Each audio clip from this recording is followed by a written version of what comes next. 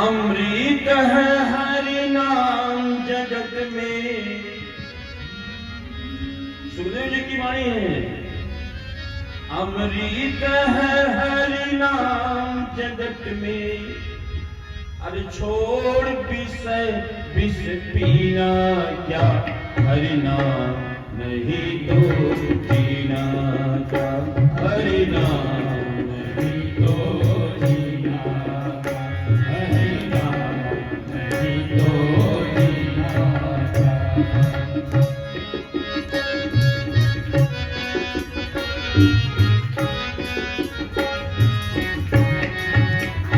हरि नाम नहीं तो जीना क्या, हरि नाम नहीं तो जीना क्या, हरि नाम नहीं तो जीना क्या।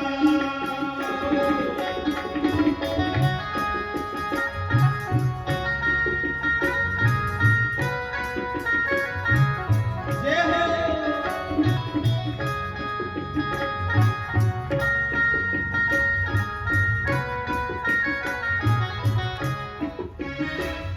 मधुर मधुर ताली बजाते हुए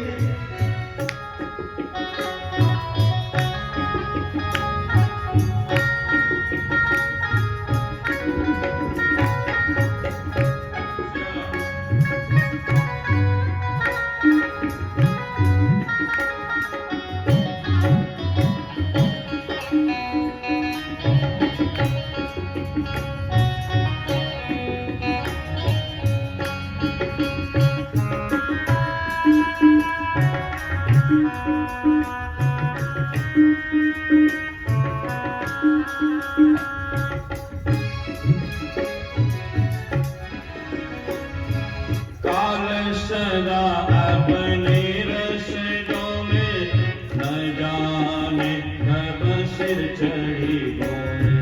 काल सदा अपने रस डोले, न जाने कब सिर चढ़ी डोले। काल सदा अपने रस डोले, न जाने कब सिर चढ़ी डोले। हरि का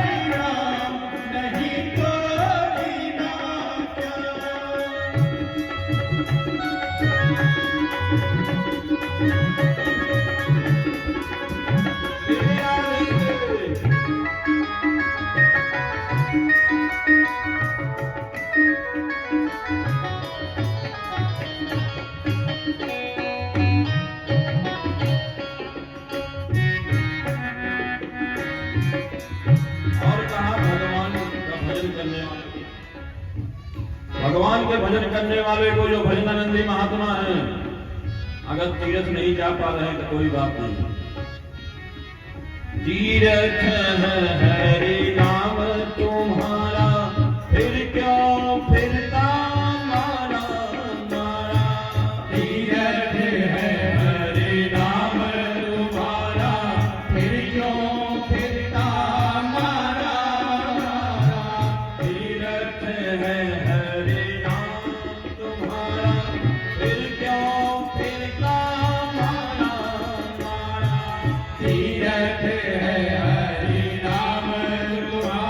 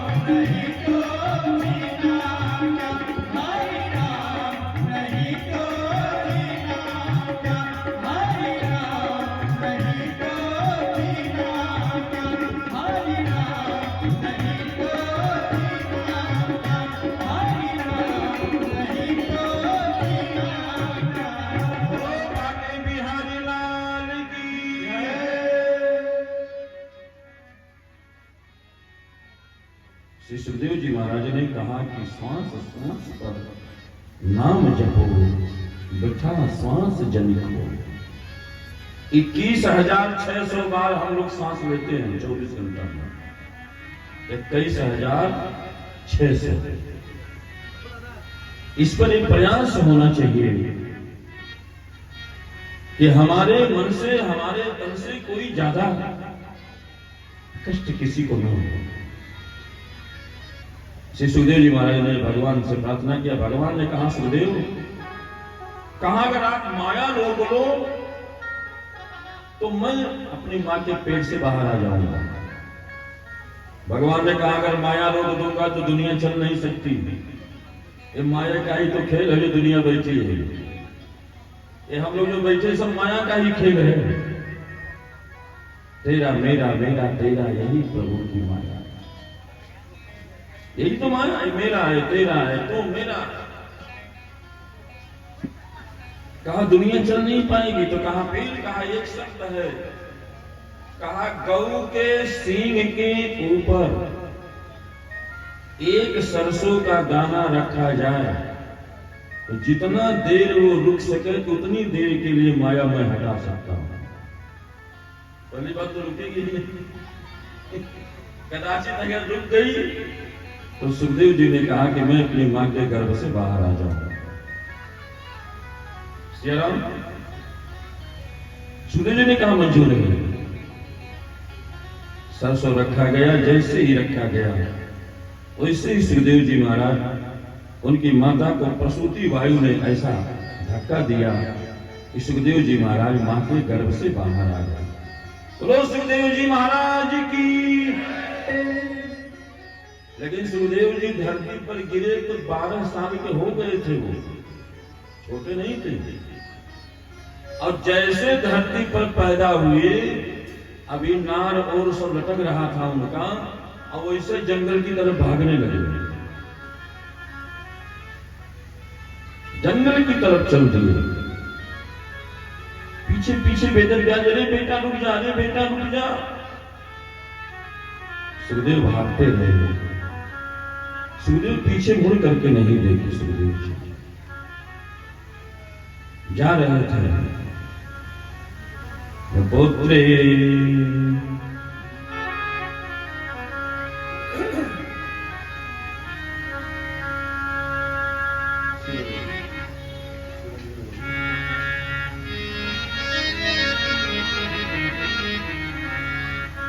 पुत्रेति तन्मयतया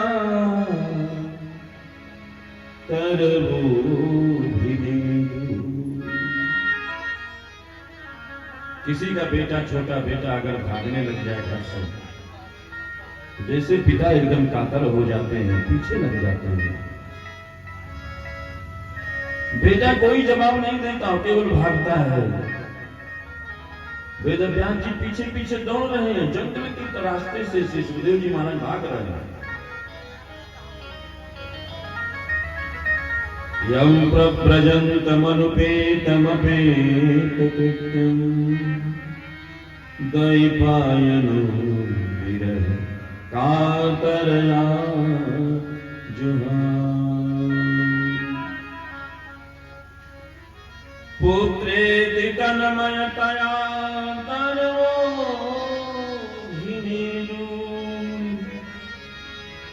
तं सर्वभूत हृदय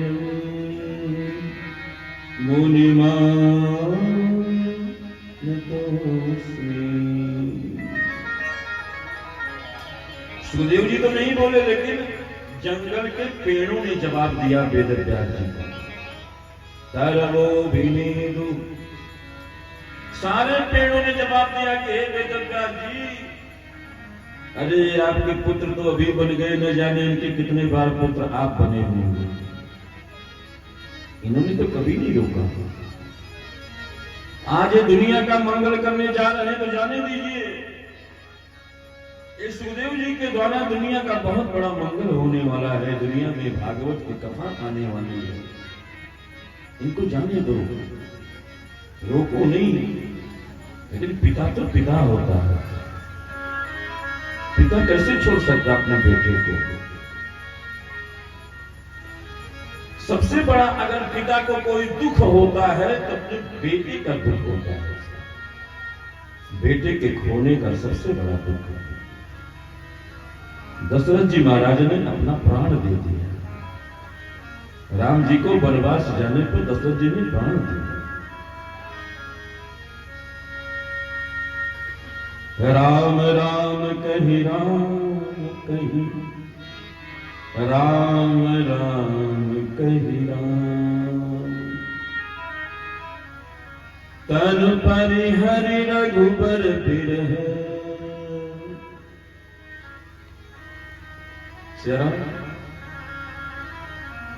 राम गए सुरधाम। पिता के पुत्र के लिए बहुत चिंता होती है, पुत्र को चिंता नहीं होती, पिता की बहुत कम होती है। लेकिन पिताजी बैठे हैं हमारे सिंहासन बाबा, एक महावीर पुत्र पैदा कर दिया कि जाओ दुनिया में काम करो, आगे इनके पुत्र आप और आपके कितने शिष्य हैं? शिष्य परंपरा है। आज हम लोग बैठ करके आनंद ले रहे हैं तो इन्हीं की तो देन है। पिता को चिंता हमेशा होती अपने बेटे की कि मेरा बेटा कहीं गलत रास्ते पर नहीं चला जाए, हर तरह करता, लेकिन बेटा समझने को तैयार नहीं, इसलिए कि वो उम्र ही ऐसी होती है, इसको गदर पचीसी कहते हैं। अब इसी गदर पचीसी को संभाल लेना ही अपने बेटे के जीवन को आगे बढ़ा देना, यही होता है। सियाराम श्री सुखदेव जी महाराज दौड़ रहे हैं, वेद व्यास जी भी दौड़ रहे हैं, चल रहे हैं। लेकिन जब पेड़ों ने जवाब दे दिया, पेड़ों ने कहा कि हे वेद व्यास जी, जानते हो हम लोग हर साल हजारों पुत्र पैदा करते हैं, लेकिन दूसरे के लिए पैदा करते हैं। अगर देखा जाए तो पेड़ में जो फल लगता है वो उसका बेटा ही तो हुआ, लेकिन पेड़ में जो फल लगता है वो फल कभी नहीं खाता है पेड़, तो दूसरे के लिए देता है, परोपकार के लिए देता है। वृक्ष कबहु नहीं फल भखे, नदी में संचयनी, परमारथ के कारण साधु धरा शरीर, क्योंकि परहित सरिस धर्म नहीं भाई।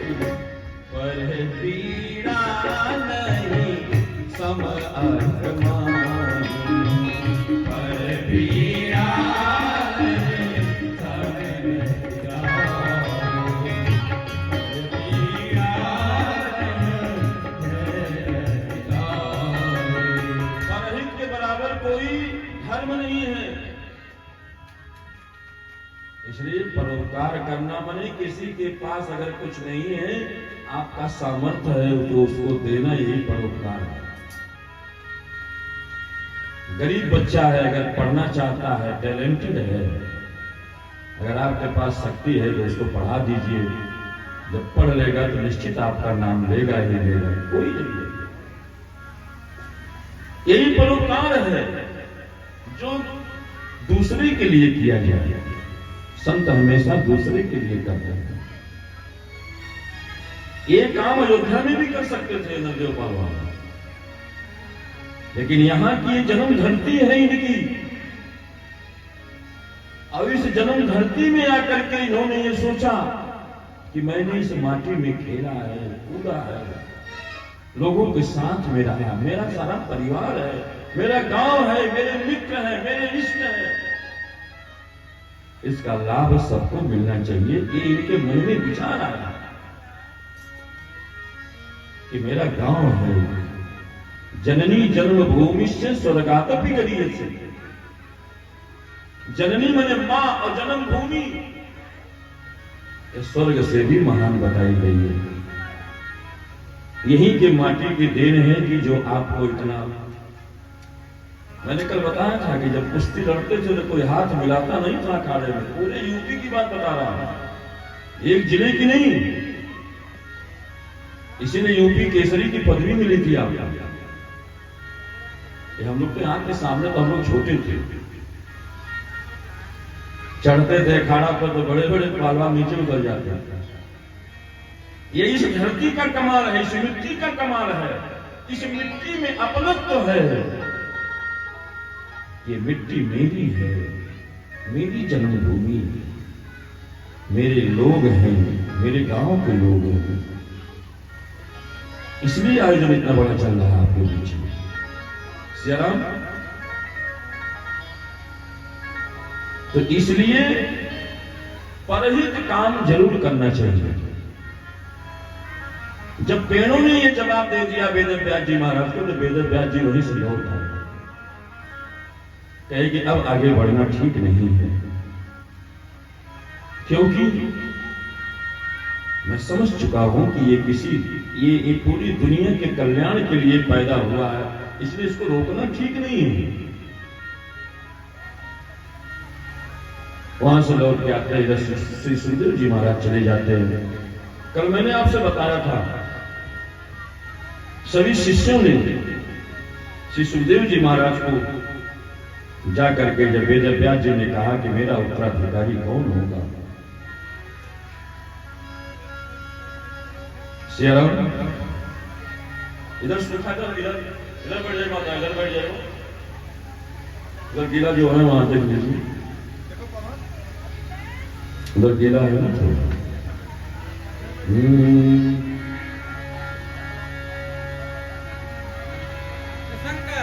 और सबसे बड़ी बात, इसके बाद फिर श्री नारद जी महाराज की कथा आती है। और श्री सुखदेव जी उतने देर ही रुकते थे कि जितना देर एक गाय का दूध निकाला जाए। एक गऊ के दूध में, देसी गऊ के नहीं, 80 लीटर वाली गाय हो, बहुत टाइम लगता होगा, 20 लीटर 60 लीटर में सुना दूध निकलता है। शुद्ध देसी गाय का दूध जितने देर निकलता था उतने देर ही सुखदेव जी रुकते थे। श्याम सगोदोहन मात्र में ही गृहे सुगृह में एक जगह रुकने का उतना ही केवल समय रहता था। श्याम इसके बाद भगवान से प्रार्थना करते जाकर के ब्रह्मलीन हो गए, निर्गुण परमात्मा में लीन हो गए। श्री सुखदेव जी महाराज ने श्री ब्रह्मा जी के, श्री वेद व्यास जी के शिष्यों ने जाकर के भगवान श्री कृष्ण के उन श्लोकों को जब सुनाया, तब उनका मन इधर आया। और जब मन इधर आया तो वेद व्यास जी ने ही बाद में उनको पढ़ाया भागवत। वेद व्यास जी गुरु हैं उनको,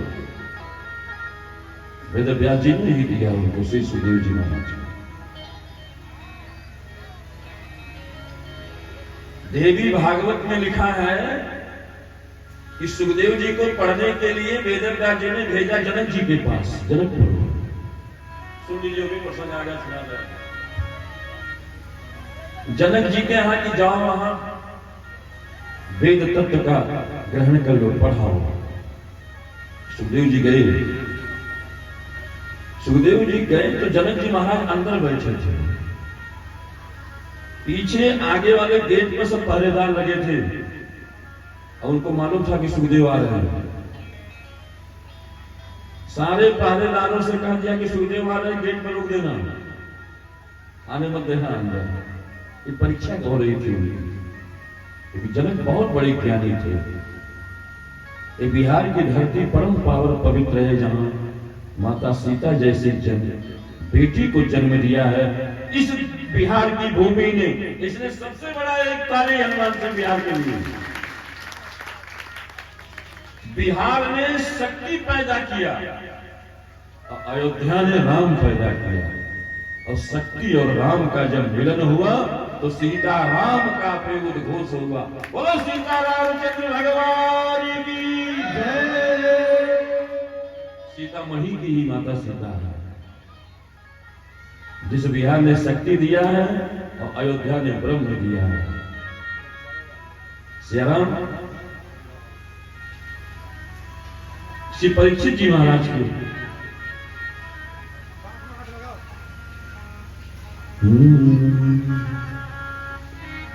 इसके बाद नारद जी की कथा आती है, बचपन के पूर्व जन्म की नारद जी की कथा आती है, और उस कथा को प्रणाम करते हैं हम आगे निकलते हैं। यहां से श्री सुखदेव जी महाराज एक बात कहते हैं,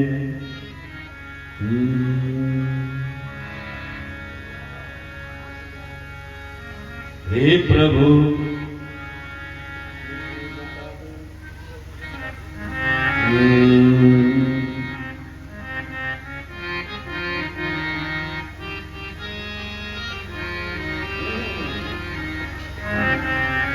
हे प्रभु मुझे बता दो।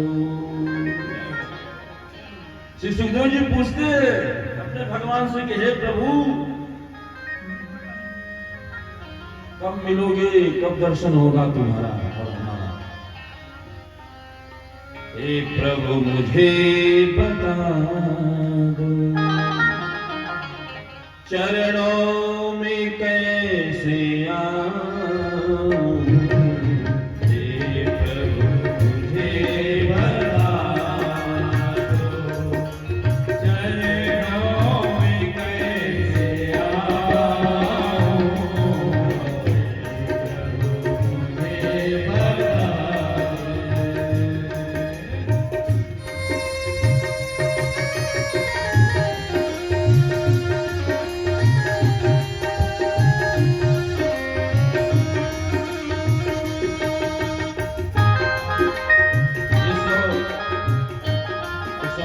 भगत ने यज्ञ में दान किए हैं, भगवान को उनका भला करे, कल्याण करे।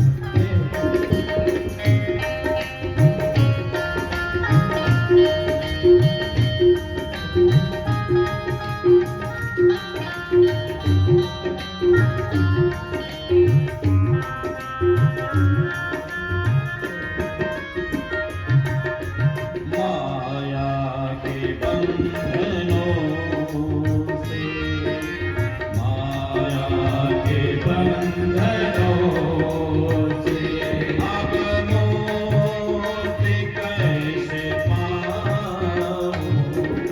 माया के बंधनों से अब मुक्ति कैसे पाऊं। मुझे बता दो।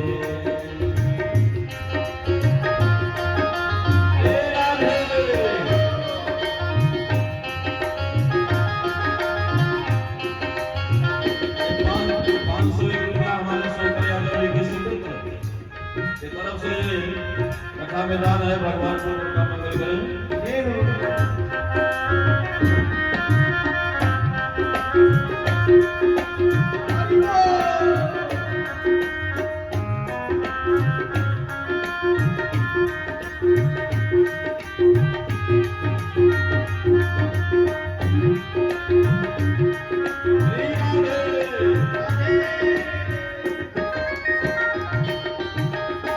न जानू मैं कोई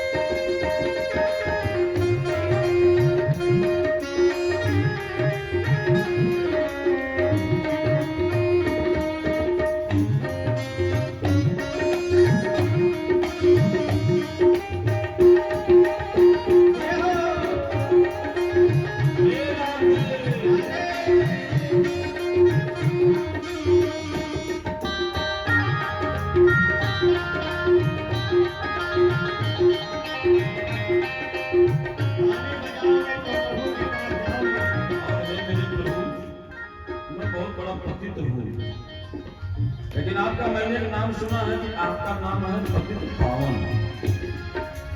मैं दुनिया में रह करके पतित हो गया, लेकिन आप तो पतितों को पावन बना देते हो, पवित्र बना देते हो।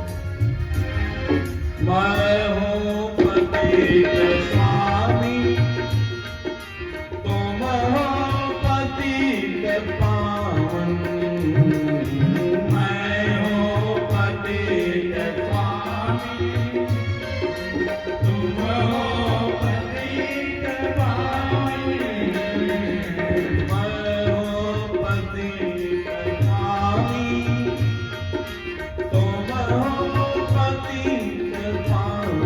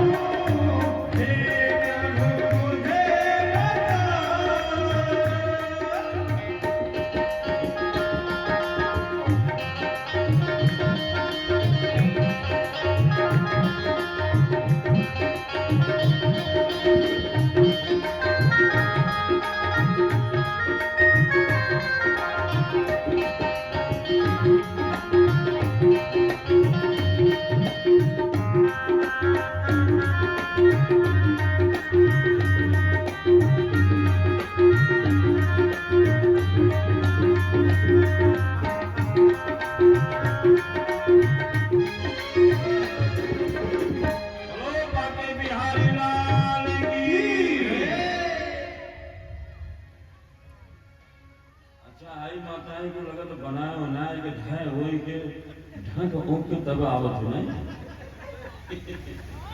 ठीक है, बनाना खाना बहुत बढ़िया है। और ना बनाओ तब जब जाइए आदमी लोग करे बनाए नहीं कहा आज कथोड़े वही खानी कोई बात नहीं, जितना समय मिला ठीका होगा। इधर आ जाइए, अंदर अंदर जगह है पूरा बैठने का। श्रीराम सुखदेव जी का जन्म हो गया, जो भागवत के वक्ता है, कथा सुनाए सुखदेव जी। अब भागवत के श्रोता के जन्म की तरफ हम चले। परीक्षित जी का जन्म कैसे होता है? बड़ी भीषण स्थिति थी परीक्षित के जन्म में।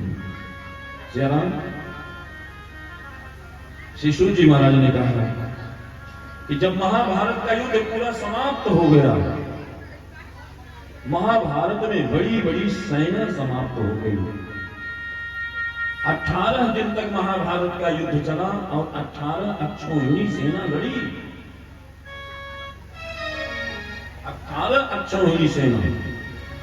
एक अक्षौहिणी सेना में कितने लोग होते जरा सुन लीजिए। और वैसे वैसे 18 अक्षौहिणी सेना महाभारत में समाप्त हो गई। एक अक्षौहिणी सेना में आयुधम च नागा 10,000 हाथी, त्रिगुणी रथानाम 30,000 रथ। आयुधम च नागा त्रिगुणी रथानाम और लक्ष्य के योद्धा। अब 1,00,000 योद्धा होते थे लड़ने वाले। 1,00,000। तो पूछो भी तो कितना करना पड़ेगा। 10,000 हाथी, 30,000 घोड़ा, अब 1,00,000 योद्धा लड़ने वाले और 10 लाख बाजीना, अब 10 लाख घोड़सवारी, घोड़े पर लड़ने वाले। अब पदाति संख्या 37 कोटि और 36 करोड़ पैदल सेना होती थी। 36 करोड़। तो सोचे उस समय कितनी बड़ी आबादी रही होगी भारत की। इतने एक ये इतना मिलाकर के एक अक्षौहिणी सेना बनती है। 10 लाख हाथी, 30 लाख घोड़ा, 1 लाख योद्धा और 10 लाख घोड़सवारी और 36 करोड़ पैदल सेना। और इसी तरह की 18 अक्षौहिणी सेना महाभारत में लड़ी थी। 18 अक्षौहिणी सेना। इसीलिए कहा जाता है कि महाभारत से बड़ा युद्ध नहीं हुआ। जहां देश के देश समाप्त हो गया, उससे युद्ध में कुछ अच्छा रखा नहीं, कोई हल नहीं निकला। ये उस समय की बात है कि जब युद्ध समाप्त हो गई, युधिष्ठिर राजा बन गए, लेकिन दुर्योधन अभी मरा नहीं है।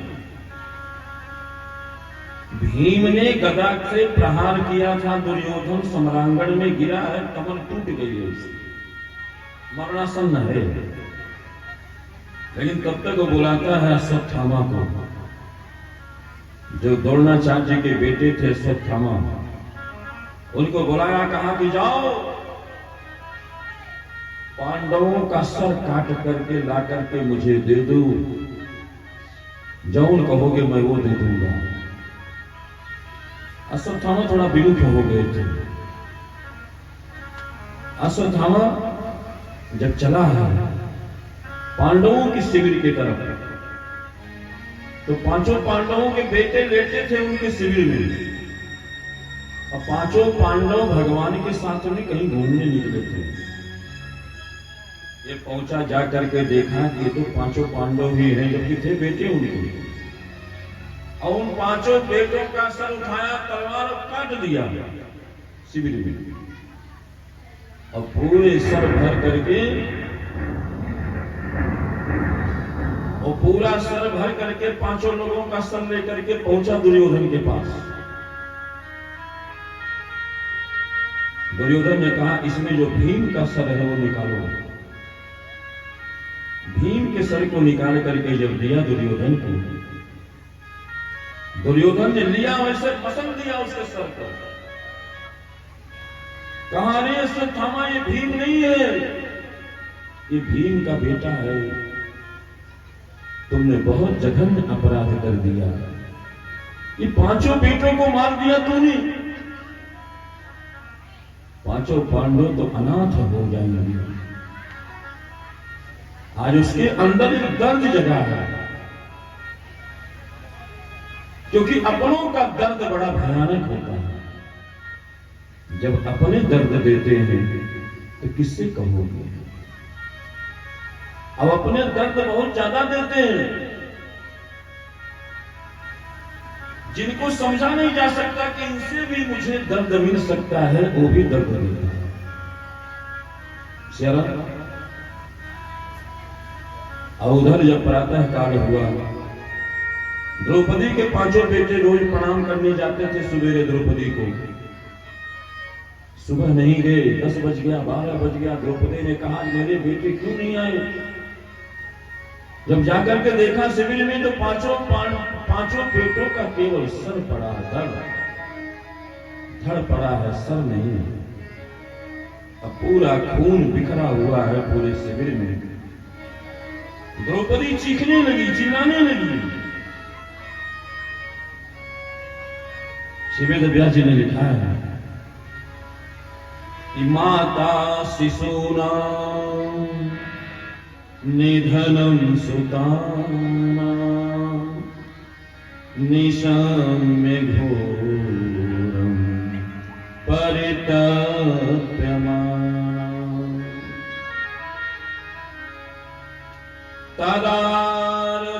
तदारब्धबाष्पं कराकुलाक्षी तां सान्त्वयन्ना किरीटमाली।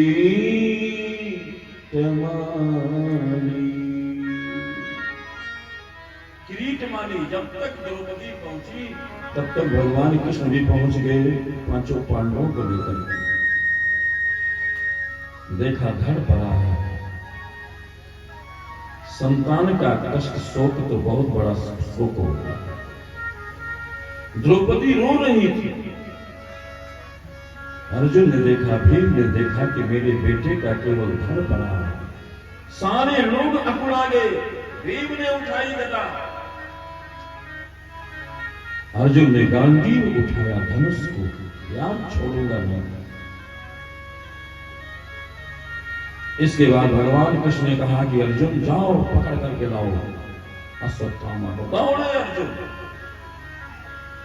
अभी आश्रम नहीं पहुंचा था अश्वत्थामा, जब तक पकड़ करके अर्जुन ने अब अपने रथ में बांध लिया। अब बांध करके घसीट के ले आए अश्वत्थामा।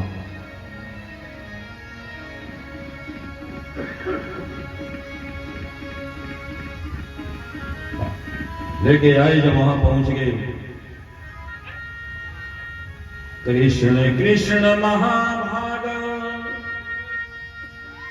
भक्तानां भयंकर, तुम्हें को दही मानना अपवर गोस संस्कृति। त्वमाद्य पुरुष साक्षात्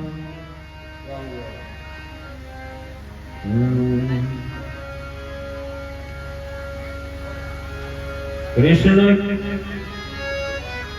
शरण कृष्ण कृष्ण महाभाग।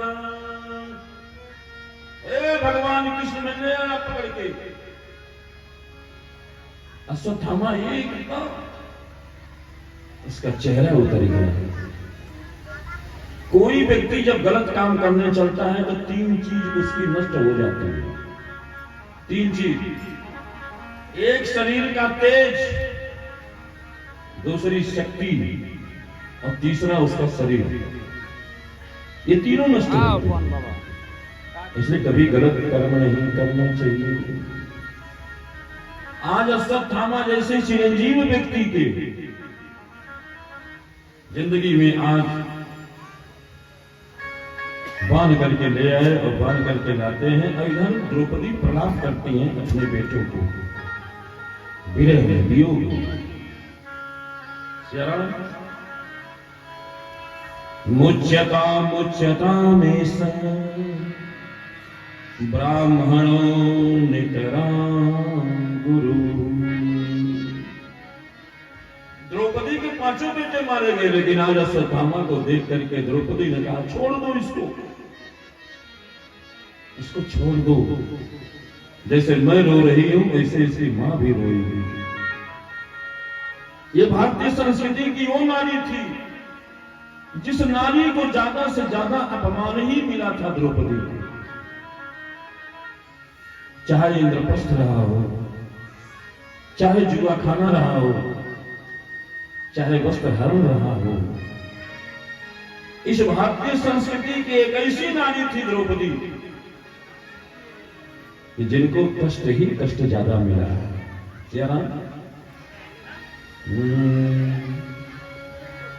इसके बाद भगवान ने कहा कि इसके तेज, इसको मार भी दो और इसको छोड़ भी दो। अर्जुन ने कहा ये कैसे हो सकता है, इसको मार भी दे और छोड़ भी दे। कहा इसको मारो कैसे? अर्जुन समझ गए। तो अश्वत्थामा के मस्तक पर मणि रहती है, मणि, उसी का तेज उसको रहता था। श्री अर्जुन ने तलवार लिया और तलवार से उसके मस्तक की मणि को निकाल दिया। अश्वत्थामा निस्तेज हो गया। इसके बाद उसको धक्के दे करके शिविर के बाहर निकाल दिया। मारना केवल जान से मारना नहीं होता है। अगर किसी को मारने करना, अपने घर से अपमानित करके निकाल दो, दो चार गालियां दे दो, ये भी मारना के बराबर होता है। जहां जिसका सम्मान नहीं है उसको मरने के समान होता है।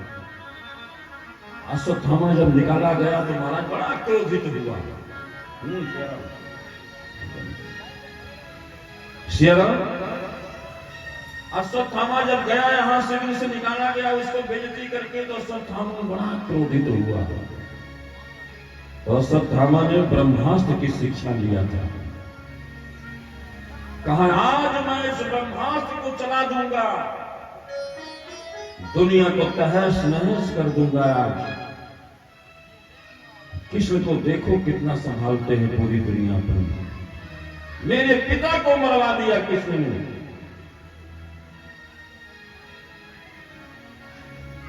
सियाराम, मेरा झूठा मौत बता करके अश्वत्थामा नरोवा कुंजरोवा जब बोले उसे तुरंत मारा गया। आज मैं कृष्ण को अपनी शक्ति दिखाता हूं। जाकर के ब्रह्मास्त्र छोड़ दिया उसे।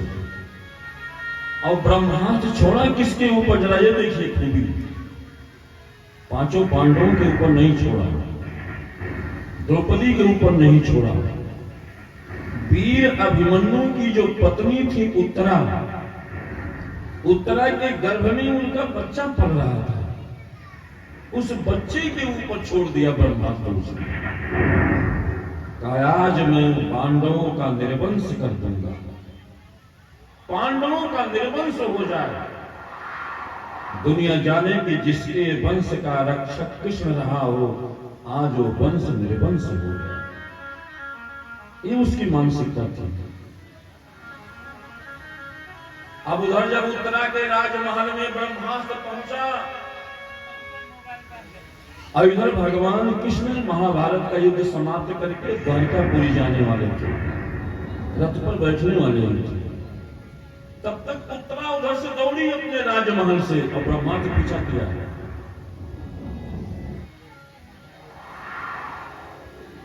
पाहि पाहि महायोगिन देव देव जगतपति। पाहि पाहि महायोगिन। हे सरकार दौड़ी भगवान के पास, हे महायोगी, हे महायोगेश्वर कृष्ण, पाहि मां, मेरी रक्षा करो। और मेरी रक्षा न कर पाओ तो कोई बात नहीं, लेकिन कामम दहतु मां नाथ, मामे गर्भो निपात्यता। मेरे गर्भ की रक्षा करो, मेरा गर्भ नष्ट न होने पाए। श्रीराम तो कहते हैं श्री उत्तरा जी भगवान से कि आओ मुरारी, आओ हे कन्हैया, आओ हे मुरारी, आओ कन्हैया, आओ मुरारी,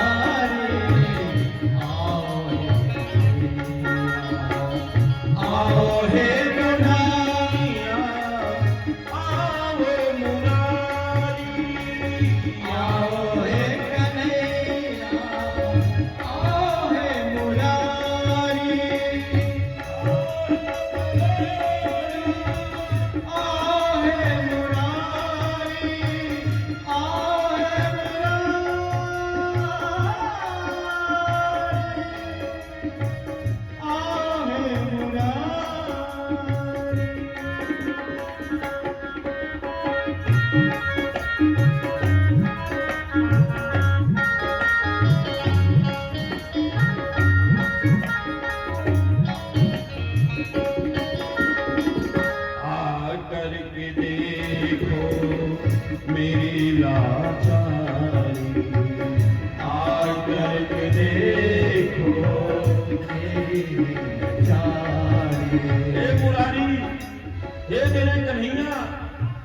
आकर के देखो कि आज उत्तरा कितनी लाचार हो गई। आकर के देखो मेरी लाचार, आकर के देखो मेरी लाचार, आओ मुरारी,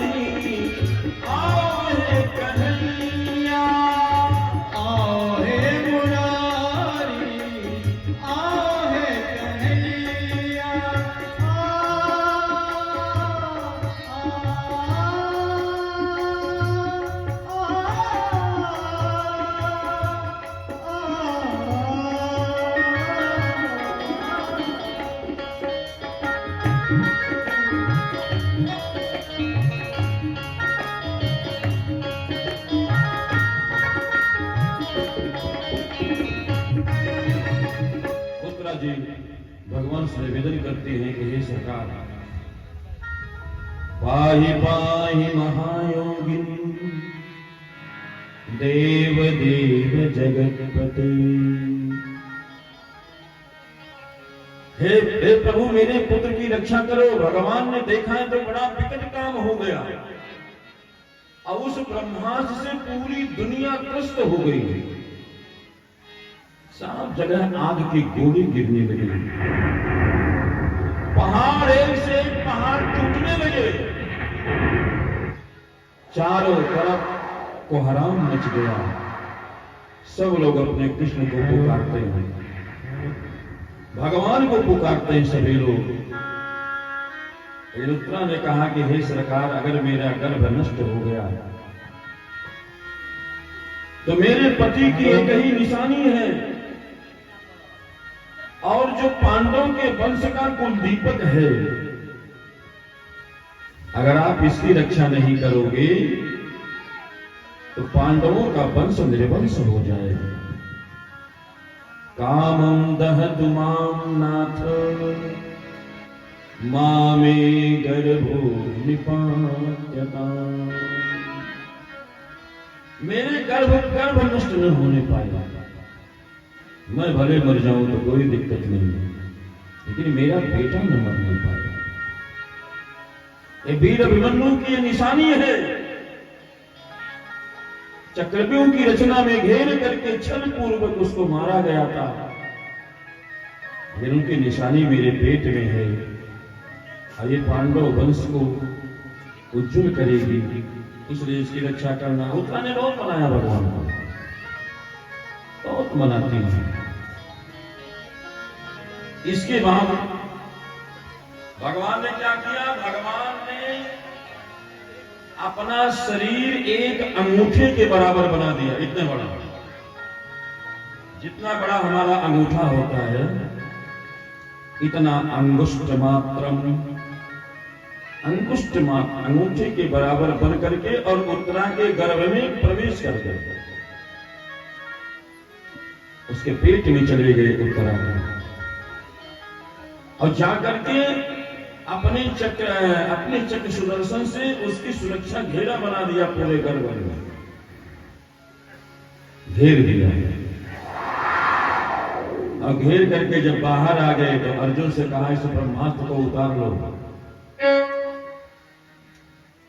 केवल अश्वत्थामा ब्रह्मास्त्र चला सकता है, उतार नहीं सकता इसको।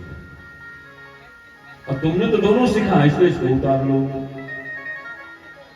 भगवान का उसी दिन से एक नाम उत्तरायण पड़ गया। उत्तरायण जानते हैं? उत्तरायण किसे कहते हैं? उत्तरा के गर्भ में जो अयन बनाया, घर बना लिया हो, उसको उत्तरायण कहते हैं। भगवान कृष्ण का एक नाम उत्तरायण भी हो गया, और इसी उत्तरायण की प्रतीक्षा कर रहे थे श्री भीष्म पितामह। एक तो सूर्य भी उत्तरायण दक्षिणायन होते हैं, दक्षिणायन जब हो तो मरने में थोड़ा, लेकिन उत्तरायण में ही सारा काम करना उचित माना जाता है। सूर्य उत्तरायण है हमारे धर्मशास्त्र के हिसाब से। क्या? और उसके बाद जब उनकी रक्षा किया और रक्षा करने के बाद गर्भ को निकाला, उत्तरा जी चली गई अपने महल में, और अपनी महल में जब चली गई, इधर जो है भगवान किसी जाने के लिए फिर तैयार हुई द्वारिका। तो मेरा काम खत्म हो गया, अब मैं चलूं। लेकिन उसके बाद जब फिर चलने लगे तो फिर कुंती जी पहुंच गई। कुंती और जाकर के बड़ी लंबी चौड़ी स्तुति किया भगवान की कि कृष्णाय वासुदेवाय देवकी नंदनाय च नंद गोप कुमाराय गोविंदाय नमो नमः पंकजनाभाय नमः पंकज मालिनी नमः पंकज नेत्राय नमस्ते पंचगांगे। कुंती जी ने भगवान दोबारा जब जाने के लिए तैयार हुए तो कुंती जी ने उनसे मांगा। कुंती जी जाकर के अपना अचरा फैला देती है। अब अचरा फैला करके कुंती जी मांगती हैं भगवान से, कहा कुछ मुझे भी चाहिए।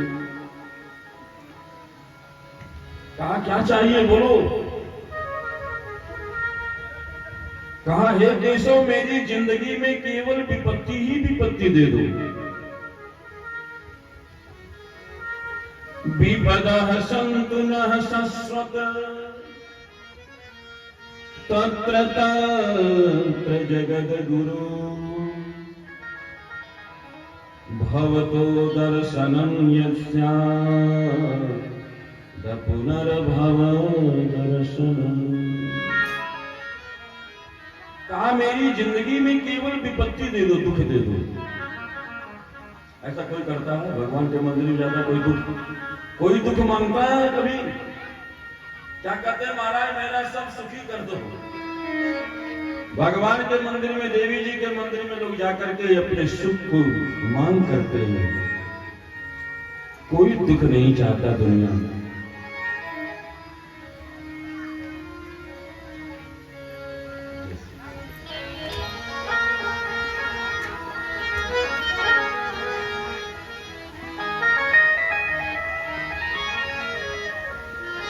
अभी आप लोग से परिचित होंगे हमारी मानस की कथा बड़े सुंदर ढंग से कहती है। हाँ, हमारी श्री प्रियंका जी आपको भी सुनाएंगी कथा, जो हमारी कथा विराम रही है। आप लोग आनंद से सुनिएगा। श्री राम। दोबारा जाने के लिए जब तैयार हुए, कुंती जी ने वरदान मांगा, क्योंकि हे प्रभु आप तो अकिंचनों की अकिंचन हो। अब जरा विचार करिए, कुंती ने विपत्ति क्यों मांगा? दुनिया विपत्ति नहीं चाहती, दुनिया दुख नहीं चाहती। दुनिया तो हमेशा अपना सुख की ही मांग करती है कि प्रभु मैं सुखी हो जाऊं, मैं आनंद में हो जाऊं। लेकिन एक ऐसी, पूरे भागवत में एक ही ऐसी हुई है श्री कुंती जी, जो भगवान के सामने दुख मांगती है। भगवान ने कहा बुआ दुख क्या करोगी? कहा हे कन्हैया, जब तक मेरी जिंदगी में दुख था तब तक तुम मेरे साथ थे। अब आज हमारी दुख की घड़ी समापन हो गई तो आज तुम भी छोड़ के जा रहे हो। इसलिए मेरी जिंदगी में जब दुख ही दुख रहेगा तो तुम मेरे साथ बने रहोगे। मुझे तो केवल तेरा साथ चाहिए और कुछ नहीं। आपका साथ जहां छूट जाए तो सबसे बड़ा दुख तो ही। श्री हनुमान जी महाराज से पूछा भगवान ने, हे हनुमान बताओ दुनिया में सबसे दुख की घड़ी क्या है? सबसे दुख की घड़ी क्या होगी? कहा हनुमंत विपति प्रभु सोई,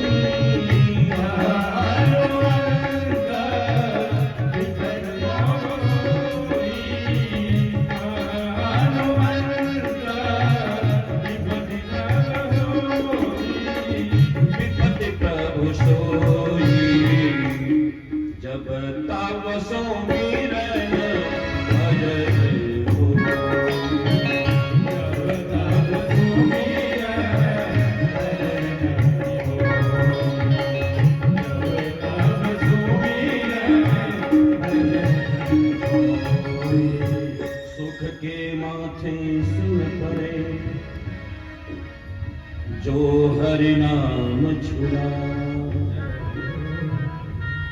बलिहारी वा दुख को जो पल पल नाम रटाए। तो कुंती जी ने कहा कि मुझे तो आप चाहिए साथ, सियाराम और कुछ नहीं चाहिए। श्री कुंती जी महाराज को कहा, भगवान कृष्ण ने कहा कि हे बुआ, तुमने मुझसे मांगा है इसलिए देना तो पड़ेगा, लेकिन एक साथ एक रूप से मैं सदा तुम्हारे साथ रहूंगा। इसके बाद भगवान श्री कृष्ण बुआ से विदा देते हुए जा रहे थे, तब तक याद आ गया उनको कि उस सम्रांगण में पड़े हुए एक भक्त मेरा इंतजार कर रहा है।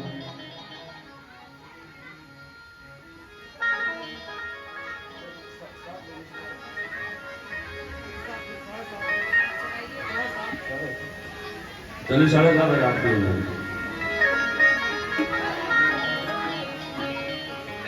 जब तिवारा बैठने के लिए रथ पर तैयार हुए द्वारकापुरी को प्रस्थान करने के लिए, तब तक फिर याद आ गया एक मेरा बहुत प्रिय भक्त जो सम्रांगण में पड़ा हुआ, युद्ध की भूमि में पड़ा है, वो मुझे याद कर रहा है, जिसका नाम था भीष्म पितामह। आप इतिहास उठा के पढ़िएगा, महाभारत भी पढ़िए, भागवत भी पढ़िए। भीष्म पितामह भगवान कृष्ण के बहुत बड़े भक्त थे। अब आप कहेंगे कि कृष्ण की बात मनवा क्यों नहीं पाए दुर्योधन से, वो बात अलग की है, क्योंकि भगवान की रचा रचाया सारा मामला है, तो अलग की बात है, लेकिन भक्त थे।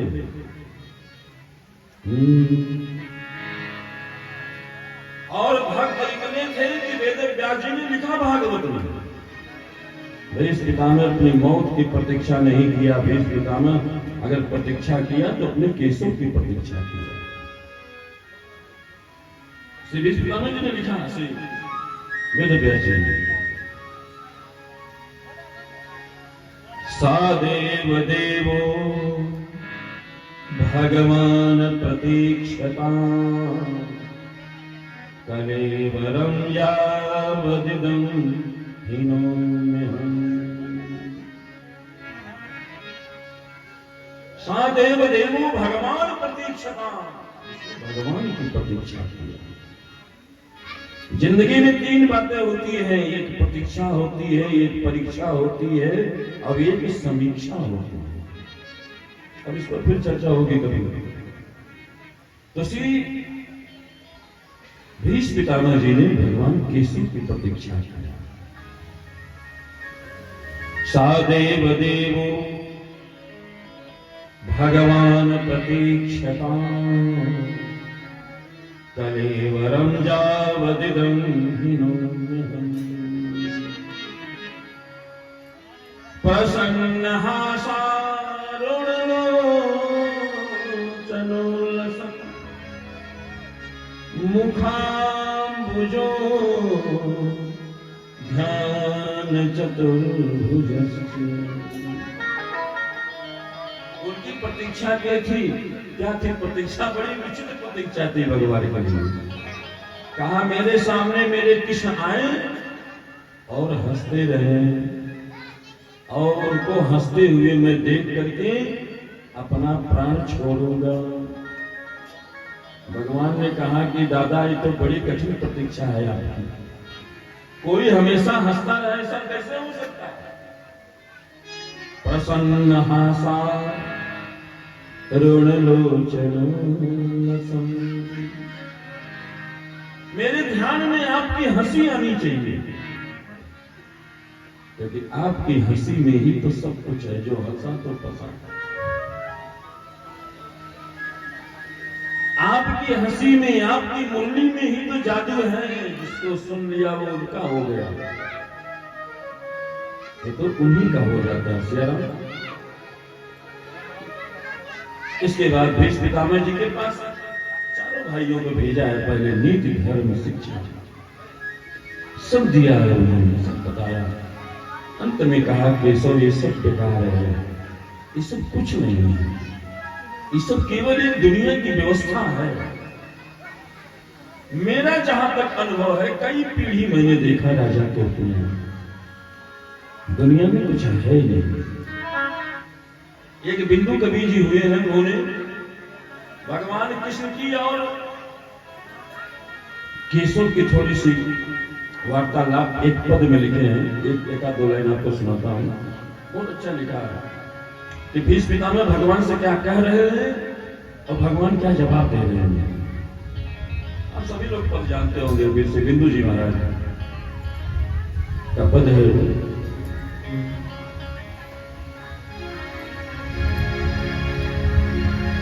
ये अर्ज मेरी सुन लो, दिलदार है कन्हैया, दिलदार है, दिलदार है कन्हैया। एक अर्ज मेरी सुन,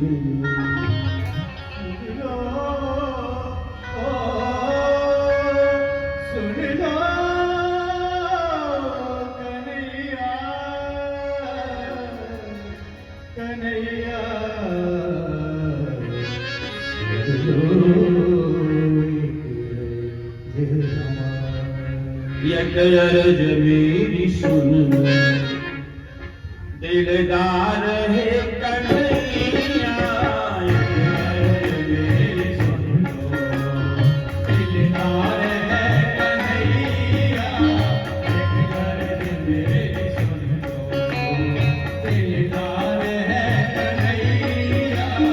कर दो अधम की नैया, अब पार है कन्हैया,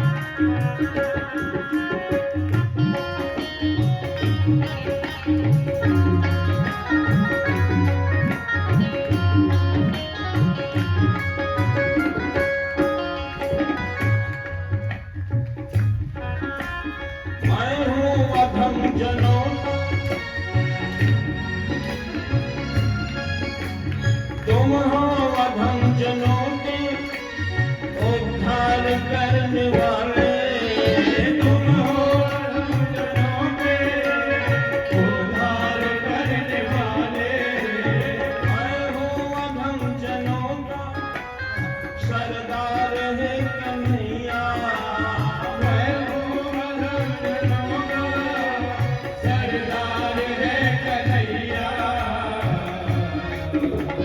कर दो अधम की नैया, कर दो अधम की नैया, भव पार है कन्हैया, कर दो अधम की नैया, भव पार है कन्हैया, कर दो अधम की नैया, भव पार है कन्हैया, कर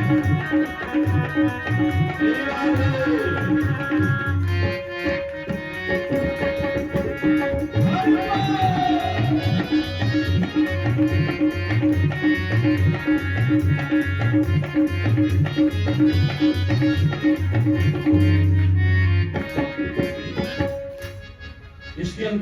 कई लाइनें हैं इसमें। अंतिम लाइन बड़ी कमाल की लाइन है। इस पितामह जी ने, भगवान ने कहा अगर मैं उद्धार न करूं तो, कहा ऐसा आप कर ही नहीं सकते हो। कहा क्यों? कहा आपका एक नाम करुणा निधान है और वो नाम आपका बदनाम हो जाएगा, और मैं आपका भक्त हूं, मैं कभी नहीं चाहूंगा कि आपका नाम बदनाम हो, इसलिए मेरा उद्धार तो करना ही पड़ेगा। करुणा निधान करुणा करनी पड़ेगी तुमको, करुणा निधान करुणा करनी पड़ेगी तुमको, करुणा निधान करुणा करनी पड़ेगी तुमको, वरना ये नाम होगा, वरना ये नाम होगा बदनाम रे कन्हैया।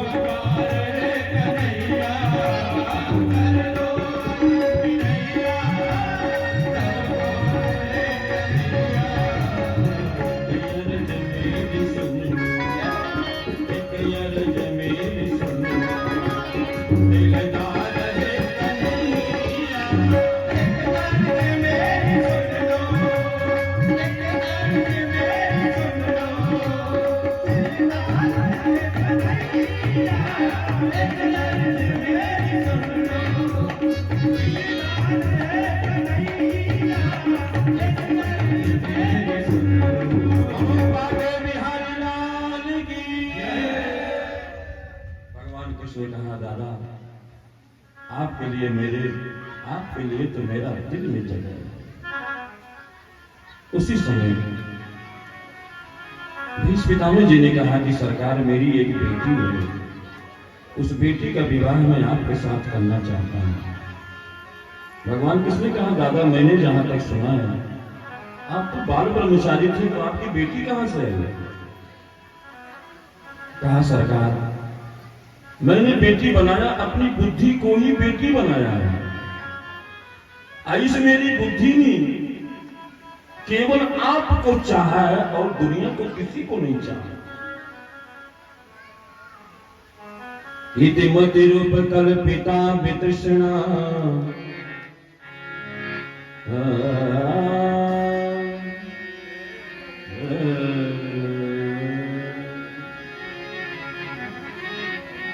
इतिमति रूप कल्पिता वितृष्णा भगवती शाश्वत पुंगवे विभू स्वसुखमुपगते क्वचिद विहर्तुं प्रकृति मुपे युखीयद्भव प्रवाह। इतिमति रूप कल्पिता मेरी मति ही, मैं अपनी बुद्धि को आपके चरणों से जोड़ना चाहता हूं। उसी समय भगवान श्री भीष्म पितामह जी के शरीर से उनका प्राण निकल करके और भगवान कृष्ण के शरीर में समा गया। बोलो भक्तवत्सल भगवान की। और भीष्म पितामह जी का उद्धार हुआ। उसके बाद भगवान हस्तिनापुर के लिए गए। हस्तिनापुर में बहुत दिन के बाद गए थे। सारी रानियों ने, सारे हस्तिनापुर के लोगों ने भगवान का बहुत सत्कार किया, बहुत सम्मान किया। इसके बाद एक कथा बढ़ती है आगे।